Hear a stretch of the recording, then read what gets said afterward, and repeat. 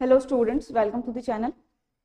तो हमने चैप्टर 2 शुरू किया था, दैट इज एन एंटरप्रेन्योर। और हमने उसमें पढ़ा था टाइप्स ऑफ एंटरप्रेन्योर्स और बिजनेस के बेसिस पर, बिजनेस के नेचर और साइज के बेसिस पर हमने उसको क्लासीफाई भी किया था। फिर हमने कॉम्पिटेंसीज देखी थी और अब हम आते हैं नेक्स्ट टॉपिक पे, दैट इज एथिक्स। तो एथिक्स क्या होते हैं हम ये देख लेते हैं। तो ethics refers to well founded standards of right and wrong that prescribe what humans ought to do, usually in terms of rights, obligations, benefit to society, fairness और specific virtues।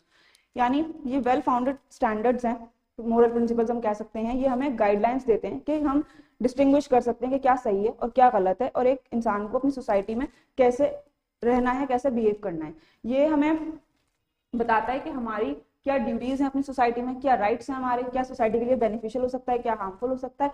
ये सबको हम डिस्टिंग्विश कर सकते हैं और हम एक ग्रुप में और एक सोसाइटी में किस तरह से लोगों से इंटरेक्ट करेंगे ये हमें बताता है। हमें ये ऑब्लिगेशन हम पर ये होती हैं कि हमें किसी का मर्डर नहीं करना है, फ्रॉड नहीं करना है किसी के साथ, किसी का हार्म नहीं होना चाहिए हमारी वजह से, चोरी नहीं करनी है, असॉल्ट एंड ऑल। तो ये सब चीजें बताती हैं कि ये सामने वाले के या हमारी सोसाइटी में, हमारे ग्रुप में जिन लोग के साथ हम इंटरेक्ट कर रहे हैं उनके इंटरेस्ट को हार्म करेगा। तो इसके साथ साथ अगर हम उनके साथ इंटरेक्ट कर रहे हैं तो हमें बहुत ऑनेस्ट होना चाहिए, ट्रूथफुलनेस होनी चाहिए, वहाँ पे लॉयल्टी होनी चाहिए, एक दूसरे के लिए सिंपैथी होनी चाहिए, कंपैशन। तो ये सब चीजें एक सोसाइटी के लिए हैं, एक ग्रुप के लिए हैं कि वहां पे जब इंटरेक्ट करेंगे तो किस तरह से बिहेव करना है और हम इस चीज को समझें, हम फर्क कर पाए कि क्या सही है और क्या गलत है। तो these are the ethics. Now next topic is business ethics. सबसे पहले हमने देखा एथिक्स क्या होते हैं, यानी हमने वो गाइडलाइंस और वो मोरल प्रिंसिपल्स देखे जो कि एक सोसाइटी में, एक ग्रुप में हमें किस तरह से इंटरेक्ट करना है, क्या सही है क्या गलत है, वो हमने समझ लिया। अब एक बिजनेस ऑर्गेनाइजेशन जब होती है तो उसमें बहुत सारे लोग उससे रिलेट किए हुए होते हैं। शेयर होल्डर्स होते हैं, डायरेक्टर्स होते हैं, कंज्यूमर्स होते हैं, सप्लायर्स होते हैं, एम्प्लॉयज होते हैं। तो उन सबके साथ भी हमें किस तरह से बिहेव करना है, किस तरह से उनके साथ सभी एक्टिविटीज में रिलेट करना है, तो वो सब चीजें हमें बिजनेस एथिक्स बताते हैं। तो ये वो पॉलिसीज और प्रैक्टिसेस होती हैं एक ऑर्गेनाइजेशन में, जैसे कि किस लोगों के साथ डिस्क्रिमिनेशन नहीं करना, जैसे एम्प्लॉयज हैं उन सबको इक्वल अपॉर्चुनिटी मिलनी चाहिए। उसके साथ कुछ ब्राइबरी वाली काम नहीं करना है, लाइक कोई कॉन्ट्रैक्ट लेना है तो उसके लिए ब्राइब ऑफर की जा रही है, तो वो सब नहीं करना है उस सब से। उसके अलावा सोशल कॉर्पोरेट सोशल रिस्पॉन्सिबिलिटी पे फोकस करना चाहिए, यानी हम अपने ऑर्गेनाइजेशन को एक एनवायरनमेंट में रन कर रहे हैं तो उससे हमारे एनवायरनमेंट में कोई नेगेटिव इम्पैक्ट नहीं होना चाहिए और सोसाइटी के वेलफेयर के लिए काम करना चाहिए। ये सब चीजें हमें बताती हैं। तो बिजनेस से रिलेटेड जितनी भी चीजें होंगी जो कि हम फर्क कर पा रहे हैं कि क्या सही है हमारे बिजनेस के लिए, और बिजनेस के साथ साथ बिजनेस में जो जितने लोग हमारे साथ हैं उनके इंटरेस्ट को हार्म ना हो, उन सबके लिए क्या क्या सही है, ये हमें बिजनेस एथिक्स बताते हैं। इसके अलावा फिड्यूशियरी रिस्पॉन्सिबिलिटीज होती हैं। ये रिस्पॉन्सिबिलिटीज जैसे कि कोई गार्जियन है तो किसी के पेरेंट्स के बाद, अगर कोई बच्चा है उसके पेरेंट्स के बाद किसी गार्जियन को उसकी रिस्पॉन्सिबिलिटी दी जाती है उसके एजुकेशन और उसके वेलबींग के लिए, तो उनको वो अपनी रिस्पॉन्सिबिलिटी को बहुत सही से, ट्रूथफुलनेस के साथ, ऑनेस्टी के साथ उन्हें उसको फुलफिल करना है।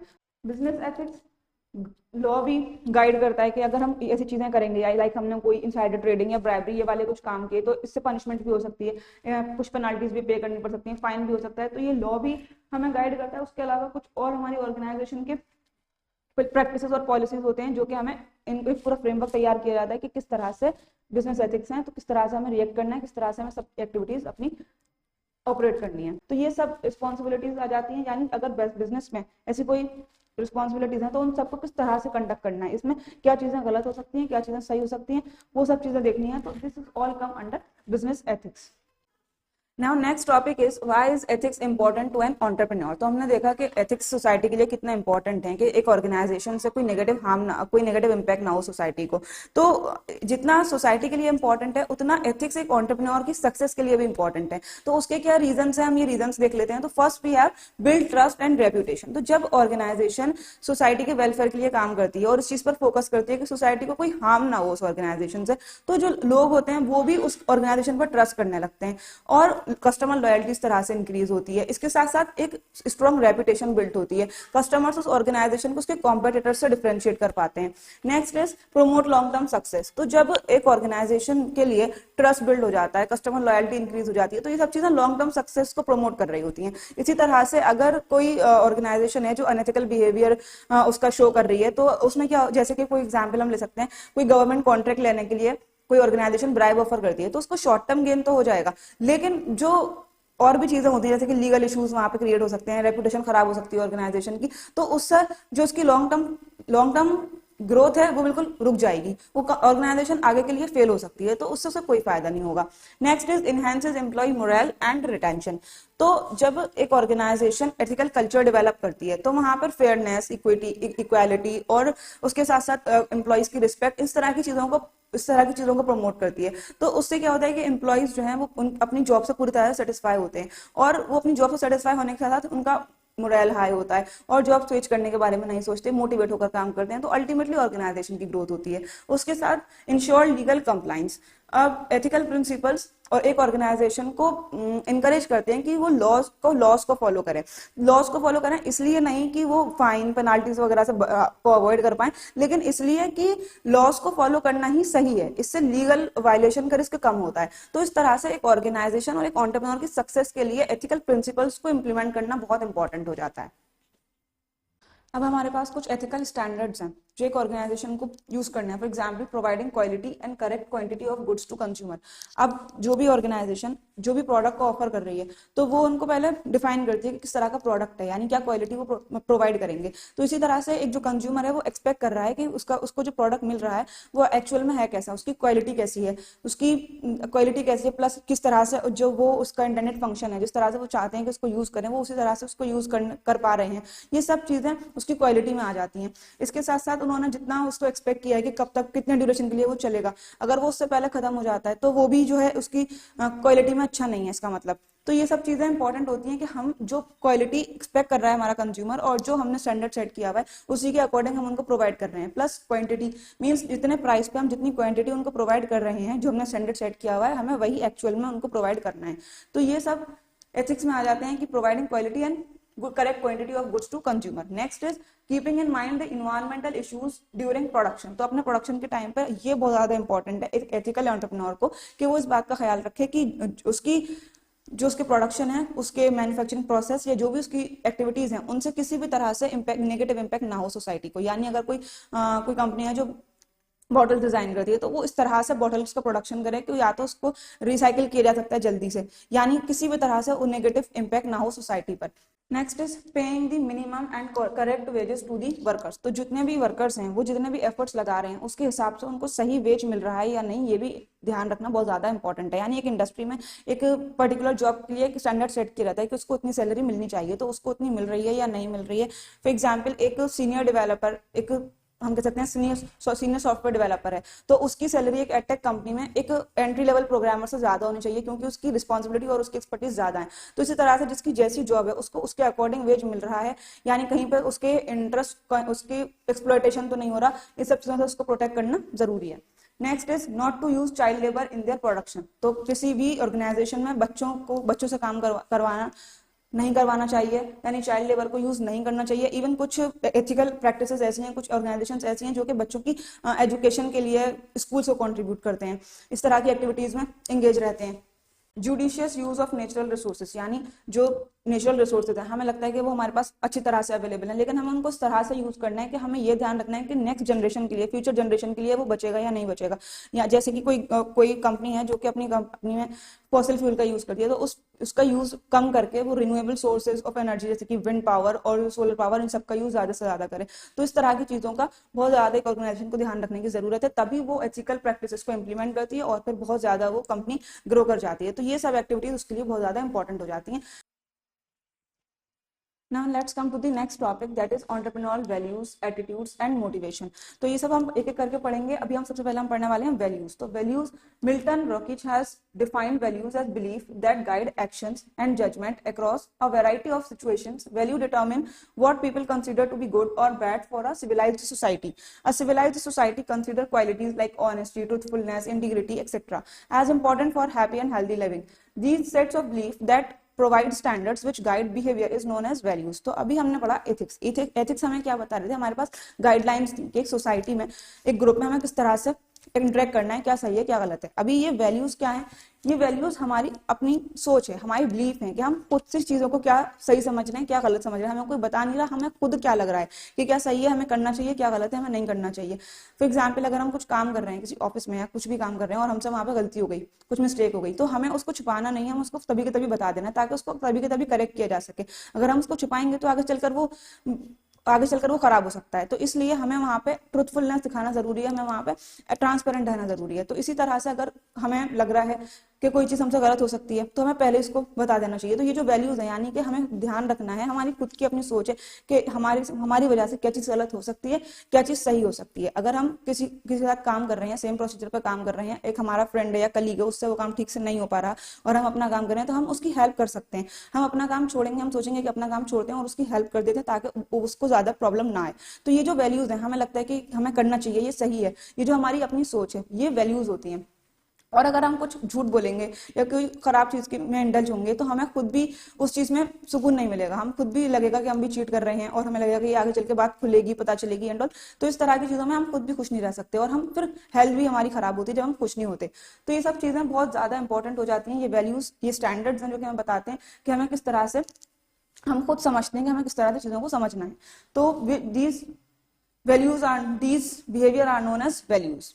Now next topic is entrepreneurial values. So entrepreneurs share some of these qualities that guide and direct them, and hence they have come to be called entrepreneurial values. तो entrepreneurial values, जब entrepreneur उसके अपनी खुद की सोच होती है कि जब बिजनेस कंडक्ट करते टाइम क्या चीज बिजनेस के लिए सही है, क्या चीज गलत है, अब वो इस चीज में डिफरेंशिएट कर पाता है अपने बिजनेस को कंडक्ट करते हुए, रन करते हुए, तो उन वैल्यूज को हम बोलते हैं एंटरप्रेन्योरल वैल्यूज। अब कुछ कोर वैल्यूज होती हैं एंटरप्रेन्योर्स की।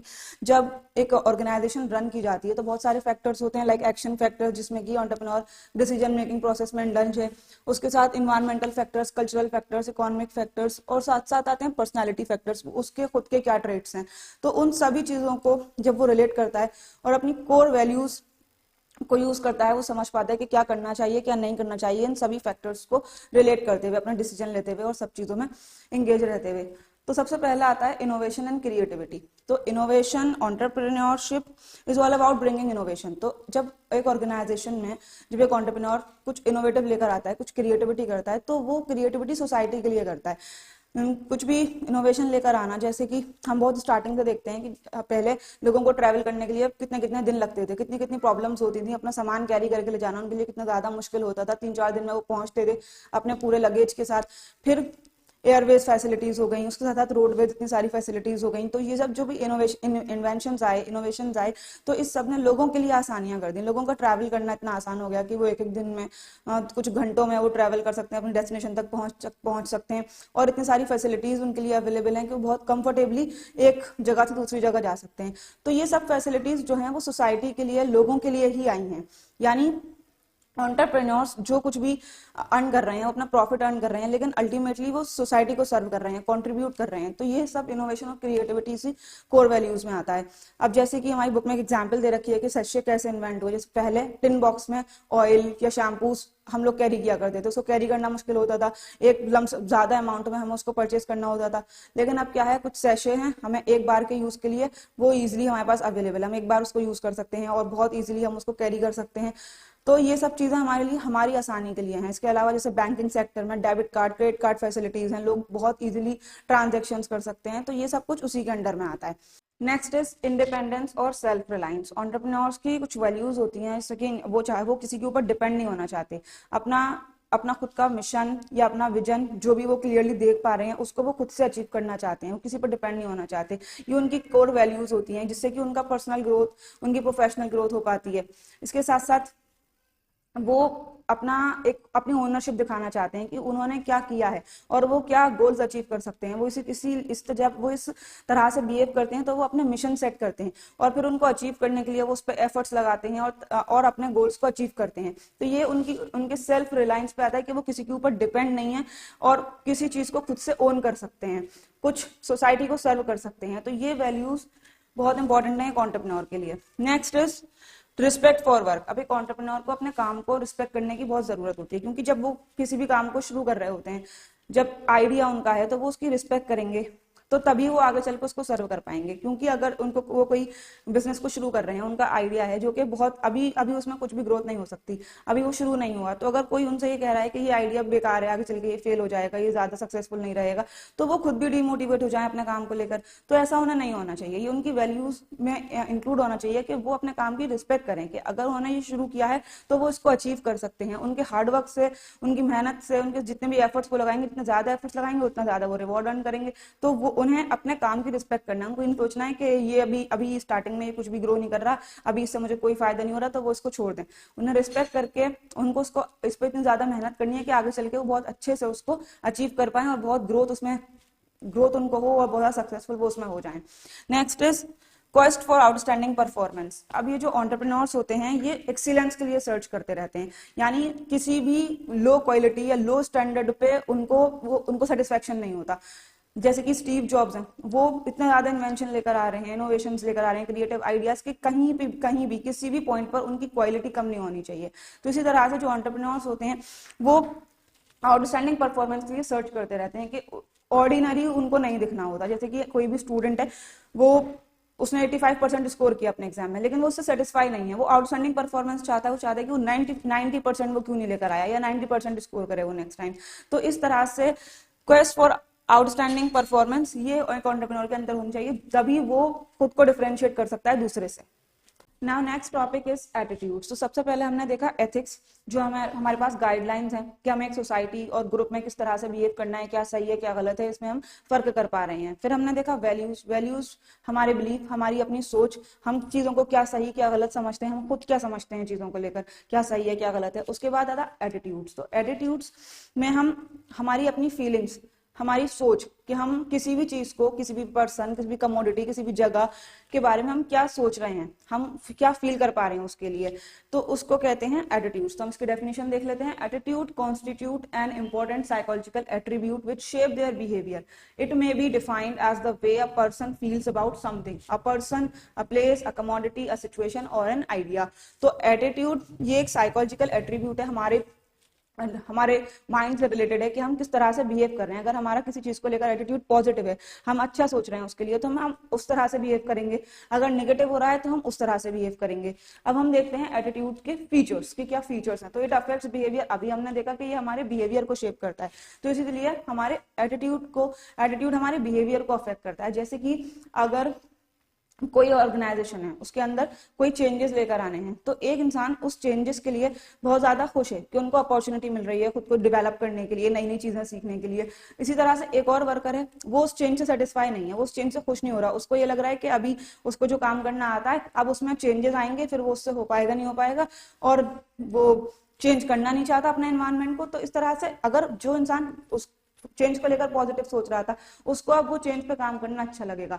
लेकिन अगर जो उसके बारे में नेगेटिव सोच रहा था, अब वो इरिटेट होकर काम करेगा, फ्रस्ट्रेट होगा वो अपने काम से, क्योंकि उसको बिल्कुल मजा नहीं आ रहा होगा, उसकी नेगेटिव सोच उस चीज को लेकर हो चुकी है। तो इस तरह से ये हमारे बिहेवियर को अफेक्ट करता है। अगर हमारा पॉजिटिव एटीट्यूड है टुवर्ड्स एनीथिंग, तो हम उस तरह से बिहेव करेंगे, और नेगेटिव है तो हम उस तरह से बिहेव करेंगे।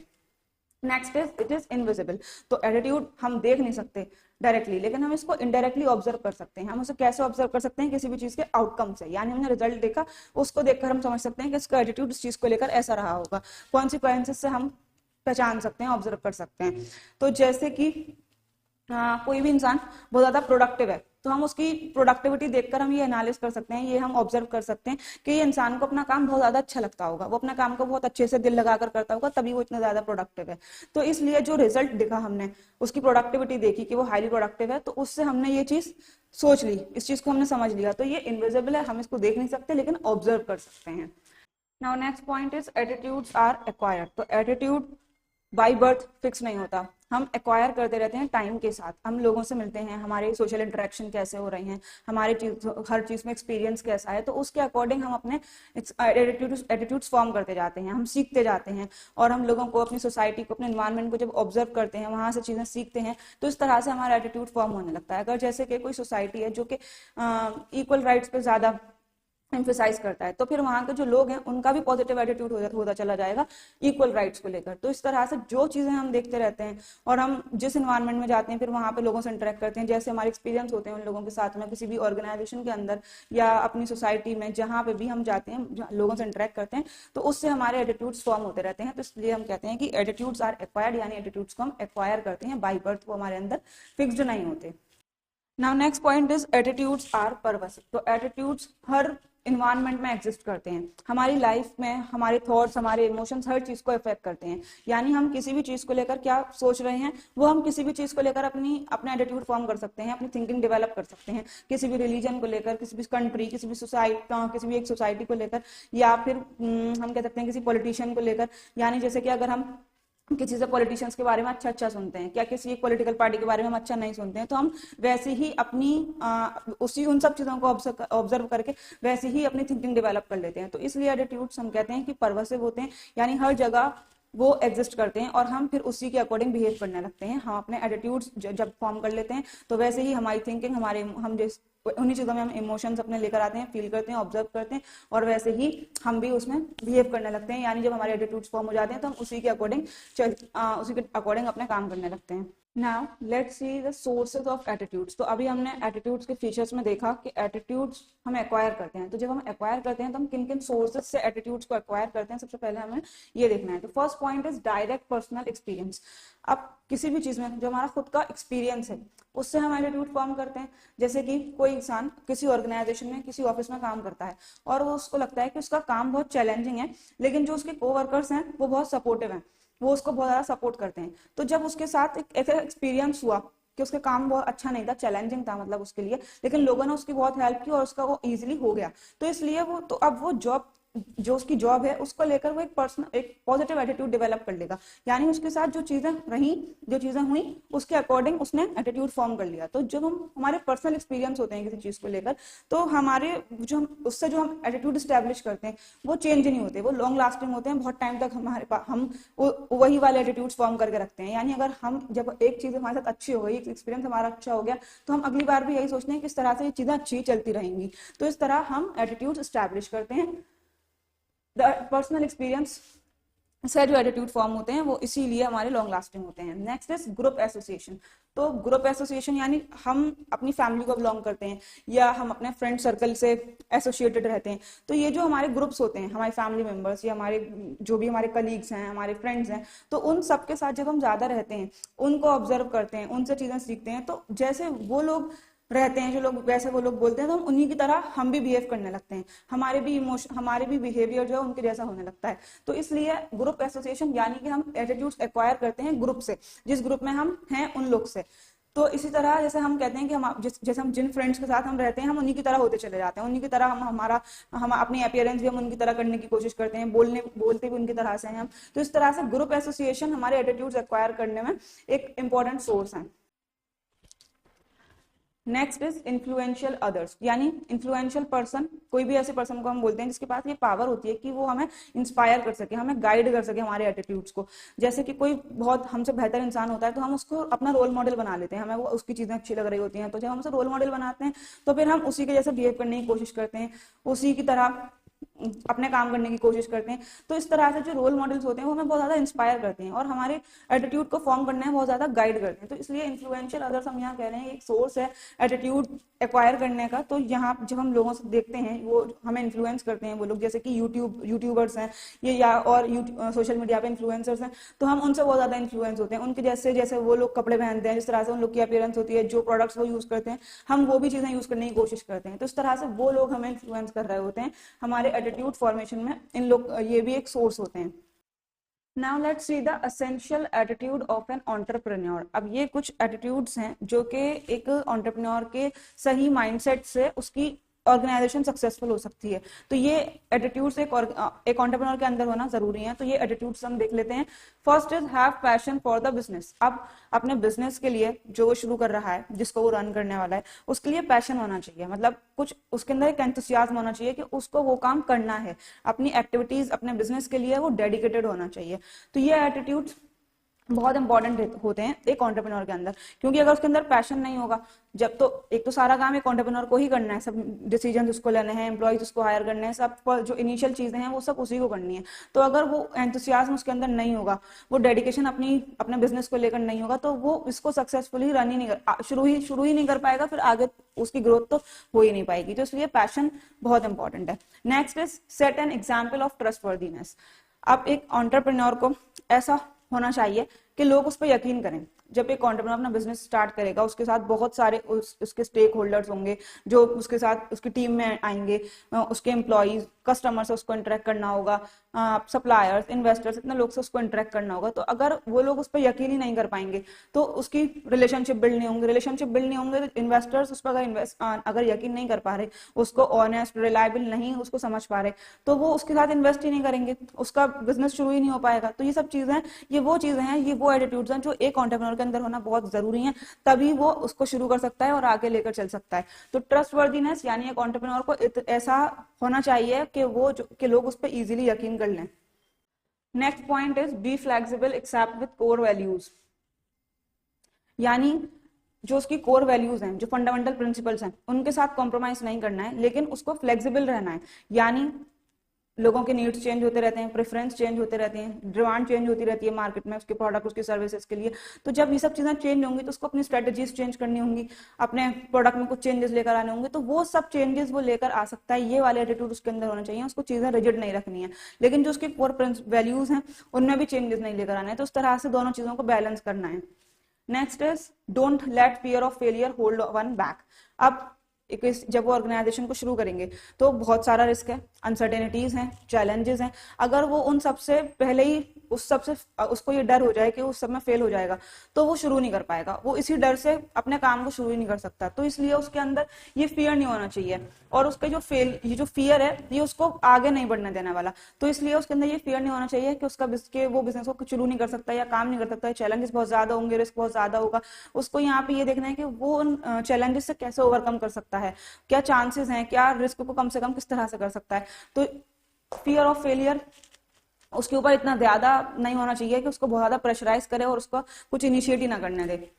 Next is make timely decisions. अब एक एंटरप्रेन्योर को टाइम पर डिसीजन लेने की जरूरत होती है, यानी जो भी वो उसको डिसीजन लेना है, फॉर एग्जांपल कोई कंप्लेंट है किसी कस्टमर की तरफ से, तो उस कंप्लेंट को उसको तभी के तभी एड्रेस करने की जरूरत है। अगर उसने तभी उसको एड्रेस नहीं किया तो उसकी जो कस्टमर का डिससेटिस्फेक्शन है वो बढ़ता चला जाएगा। जब वो बढ़ता चला जाएगा तो वो लोग उसकी कंपनी की रेपुटेशन खराब होगी। तो इस तरह से टाइम पर डिसीजन, यानी अगर एक कस्टमर की कोई कंप्लेंट है तो उसको तभी एड्रेस करने की जरूरत है। ये नहीं है कि वो और कस्टमर्स की प्रॉब्लम बनती चली जाए और सब लोग उससे डिससेटिस्फाई रहें और फिर इस तरह से कंपनी ग्रो नहीं कर सकती। तो उसको अपना एटीट्यूड ऐसा फॉर्म करना है कि वो टाइम पर डिसीजंस ले सकता है, उसके अंदर ये एबिलिटीज डेवलप हो जाएं। Now next point is the major company asset is oneself। तो एक ऑर्गेनाइजेशन का फाउंडेशन ही फॉर्म करता है एक एंटरप्रेन्योर। तो एंटरप्रेन्योर की स्किल्स, उसकी नॉलेज, उसकी हेल्थ, ये सब कुछ एक इंपॉर्टेंट रिसोर्स है ऑर्गेनाइजेशन के लिए, एक बिजनेस के लिए, क्योंकि वही हर चीज को इनिशिएट करने वाला है, वही डिसीजन लेने वाला है, अगर उसकी टीम भी है तो उनको लीड भी वही करने वाला है। तो इसलिए वो कंपनी का एक एसेट है और उसके पास वो सभी एबिलिटीज होना बहुत इंपॉर्टेंट है। Keep once ego under control. तो एक एंटरप्रेन्योर अपनी टीम के साथ काम करता है, उसकी टीम के साथ उसका कोलैबोरेशन बहुत इंपॉर्टेंट है। वो अपनी टीम के हर एक मेंबर की बात को समझता है, सुनता है, उनके आइडियाज लेता है, उनसे चीजों को डिस्कस करता है, उनके फीडबैक लेता है। तो उसको इस टाइम पर अपना ईगो कंट्रोल करने की जरूरत है कि वो अपने ईगो को कंट्रोल करे, उनके साथ कोलैबोरेट करे, उनके साथ काम करे, क्योंकि किसी भी एंटरप्राइज को रन करना अकेले का काम नहीं है, लोगों के एफर्ट्स उसमें इंपॉर्टेंट होते हैं, लोगों के एफर्ट्स से ही वो आगे चल सकती है। तो उस टाइम पर उनके साथ कोलैबोरेट करना, उनका फीडबैक लेना, ये सब बहुत इंपॉर्टेंट है। और जब उन सबको साथ लेकर चलना है तो अपने ईगो को कंट्रोल करने की जरूरत होती है। Next is believe in one self. अब एक एंटरप्रेन्योर को अपने अंदर बिलीव होना जरूरी है कि वो अपने आप को इतना कॉन्फिडेंट है कि वो सभी डिसीजन खुद से ले सकता है। जब उसके साथ चैलेंजेस आ रहे हैं, रिस्क है, कुछ अनसर्टेनिटीज हैं, तो उसके अंदर ये कॉन्फिडेंस है कि जो मैं डिसीजन ले रहा हूँ वो ठीक है, वो आगे चल सकता है, काम कर सकता है। यानी वहां पे उसको लॉस, थोड़ा रिस्क दिख रहा है, लेकिन उसको यकीन है कि वो कर सकता है, उसके अंदर कॉन्फिडेंस है। Next is encourage and accept criticism graciously admitting one's mistakes। अब एक एंटरप्रेन्योर के अंदर ये एबिलिटीज होनी चाहिए कि वो अपनी गलतियों को एडमिट करे, क्रिटिसिज्म को एक्सेप्ट करे, यानी अगर उसके एम्प्लॉयज उसको कह रहे हैं कि कहीं पे उसने कमी की है, कहीं पे वो उसने गलती की है, तो वहां पर उसको एक चीज को एक्सेप्ट करने की जरूरत है और फिर उससे उसको उन चीजों को, उन कमियों को एड्रेस करके नए नए डिसीजंस लेने की जरूरत होती है। तो ये एटीट्यूड्स फॉर्म करना बहुत इंपॉर्टेंट हो जाता है। Now these are last 3 points. तो first is maintain a strong work ethics. तो हमने स्टार्टिंग में पढ़ा एथिक्स क्या होते हैं, तो एथिक्स हमने ये भी देखा कि क्यों इंपॉर्टेंट है किसी भी ऑर्गेनाइजेशन में ट्रस्ट बिल्ड करने के लिए और उसकी रेपुटेशन अच्छी करने के लिए। एक एंटरप्रेन्योर की रिस्पॉन्सिबिलिटी, उसकी डेडिकेशन, उसकी ऑनेस्टी जाहिर करता है। तो इसलिए वर्क एथिक्स बहुत ज्यादा इंपॉर्टेंट हो जाते हैं, तो इनको एस्टैब्लिश करना और मेंटेन करना बहुत इंपॉर्टेंट है। Next is rebound quickly from setbacks. अब किसी भी ऑर्गेनाइजेशन में सेटबैक्स, चैलेंजेस, फेलियर्स हैं, अगर कोई एक चीज खराब हो जाती है, उसका अच्छा रिजल्ट नहीं मिलता, तो वहां पे उसको छोड़ नहीं देना है, उसको मूव ऑन करने की जरूरत है। यानी एक चीज उसकी खराब हो गई, उसी को लेकर नहीं बैठना, उसको आगे बढ़ने के लिए आगे बढ़ना है, उसको नई नई अपॉर्चुनिटीज देखनी है, ऑल्टरनेटिव्स देखने हैं। तो किसी भी एक चीज को लेकर वो बैठ नहीं सकता। किसी भी ऑर्गेनाइजेशन के सक्सेसफुल होना ये डिपेंड करता है कि एंटरप्रेन्योर कैसे रिस्पॉन्स कर रहा है किसी भी सिचुएशन में। Next is periodically getting out of one's comfort zone to pursue something important. अब जो ये कंफर्ट जोन है किसी भी और एंटरप्रेन्योर का, मतलब कोई भी एक्टिविटी वो बहुत टाइम से लेकर चल रहे हैं, उनको वो लोग बहुत इजीली सभी फंक्शंस को लोग कर पा रहे हैं, लेकिन वहां पे चेंज लेकर आने की जरूरत है। तो वो चेंज उनको लेकर आना पड़ेगा, अपने कंफर्ट जोन से निकलना पड़ेगा। जो चैलेंजेस हैं और उसके साथ जो रिस्क है उनको बियर करने की जरूरत जब वहां पर होगी, तो उसको वो भी बियर करने होंगे। तो इसलिए अपने कंफर्ट जोन से निकलना बहुत जरूरी है, ताकि वो जितने भी चैलेंजेस हैं उनको फेस कर पाए और जो अपॉर्चुनिटीज उसको आगे मिल रही हैं उनका वो फायदा उठा पाए। तो ये हमने एटीट्यूड्स पढ़ लिए और हमने देखा वैल्यूज, एथिक्स। अब हम नेक्स्ट वीडियो में कवर करने वाले हैं मोटिवेशन।